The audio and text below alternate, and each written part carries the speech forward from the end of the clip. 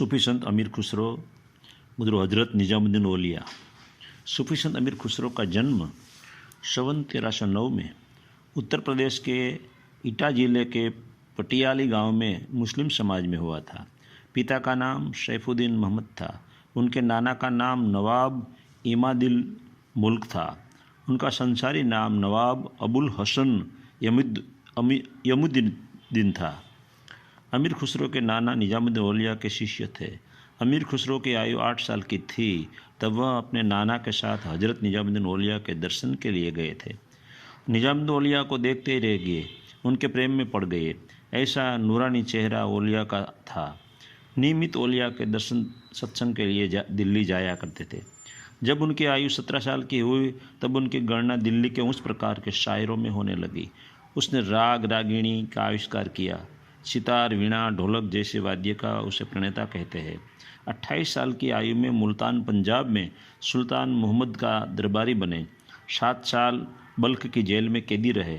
वहाँ से कैद पूर्ण होने के बाद दिल्ली आए। किरायुस्सानेदैन नाम की किताब उसने लिखी थी। वो किताब की वजह से उसे राष्ट्रकवि का इल्काब मिला था। अमीर खुसरो 7 सुल्तानों के साथ दीवान रह चुके। 1 अलाउद्दीन किसली खा, 2 नासिरुद्दीन बुगरा खा, 3 नुसरुद्दीन सुल्तान, 4 मलिक अमीर अली, 5 जलाउद्दीन फिरोज शाह, 6 अलाउद्दीन खिलजी, 7 गियासुद्दीन तगलक। अमीर खुसरो के जीवन में अनेक प्रसंग हैं। इसमें राज की खटपट, गद्दारी के प्रसंग उसने अनेक देखे थे। अमीर खुसरो का अपने सद्गुरु निजामुद्दीन औलिया के प्रति कितना प्रेम था वह एक प्रसंग से पता चलता है। औरंगाबाद के एक गरीब ब्राह्मण अपनी पुत्री की शादी करना चाहते थे। किसी ने मस्करी में कहा, दिल्ली में निजामुद्दीन औलिया बहुत धनवान है, आप वहाँ चले जाओ, आपको धन मिल जाएगा और तुम्हारी बेटी की शादी भी हो जाएगी। गरीब ब्राह्मण दिल्ली आए। हजरत निजामुद्दीन औलिया अपनी मस्ती में बैठे थे। गरीब ब्राह्मण ने अपनी पुत्री की शादी के लिए धन की याचना की। हजरत निजामुद्दीन औलिया तो फ़कीर थे, अपने पास धन के हिसाब। गरीब ब्राह्मण को अपने पैर की दोनों चाकड़ी देते हुए कहा, यह चाकड़ी मेरे पास है, आप ले जाओ, उनका मालमी कोई आपको मिल जाएगा तो आपकी बेटी की शादी हो जाएगी। धन तो मेरे पास नहीं है, मुझे क्षमा कीजिए।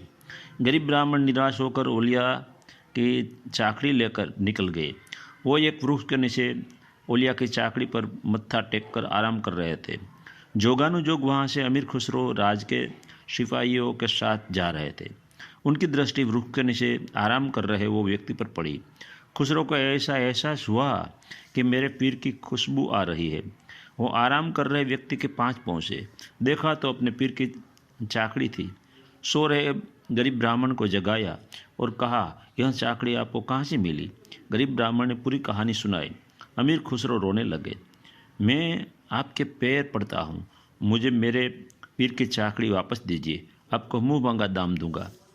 गरीब ब्राह्मण कुछ बोले इसके पहले ही खुसरो ने अपने पैर से 5 लाख का सोना का तोड़ा था, वह पैर से निकाल कर वह ब्राह्मण को दे दिया और पीर की चाकड़ी मत्थे पर रखकर रोते हुए पीर निजामुद्दीन औलिया के पास पहुँचे।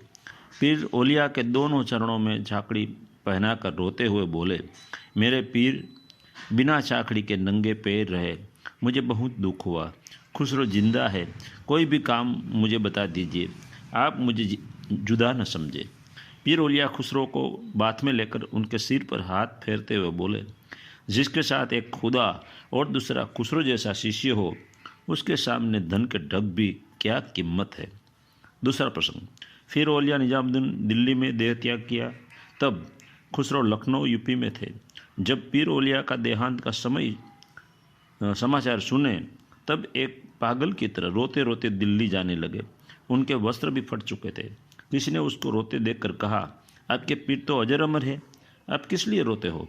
खुसरो ने जवाब दिया, मेरे पीर के देह में नूर प्रकट हुआ था, उसको नहीं रो रहा हूँ। ऐसी सुंदर देह फिर मैं देख नहीं सकूँगा, इसके लिए रो रहा हूँ। अमीर खुसरो ने देह त्याग के पहले अपने पुत्र गियासुद्दीन को कहा, सुल्तानों के जीवन में मैंने कभी शांति नहीं देखी। गद्दी के लिए एक दूसरे का खून करते मैंने देखा है। औसत से साईं फ़कीर का कायम विरोधी रहा है। यदि मुझे पीर निजामुद्दीन नहीं मिलते होते तो मैं खुदा का दीदार नहीं देख सकता और मैं लकीर का फ़कीर रह जाता।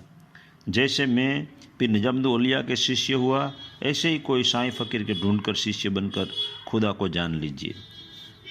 खुसरो की दो प्रिय रचना सुनने जैसी है। एक थाल मोती से भरा, सबके सिर पर औंधा धरा, चारों ओर वह थाली फिरे, मोती उससे एक न गिरे। 2 खुसरो दरिया प्रेम का, उल्टी जीवन की धार, जो उतरा सो डूब गया, जो डूबे सो उतरे पार। सन 1381 में 72 साल की आयु भुगत कर देह त्याग किया। न्यू दिल्ली में हुमायूं के मकबरे के पास पीर निजामुद्दीन औलिया की मजार के सामने खुसरो की मजार बनाई गई। खुसरो की मजार लाल पत्थर से बनाई गई है।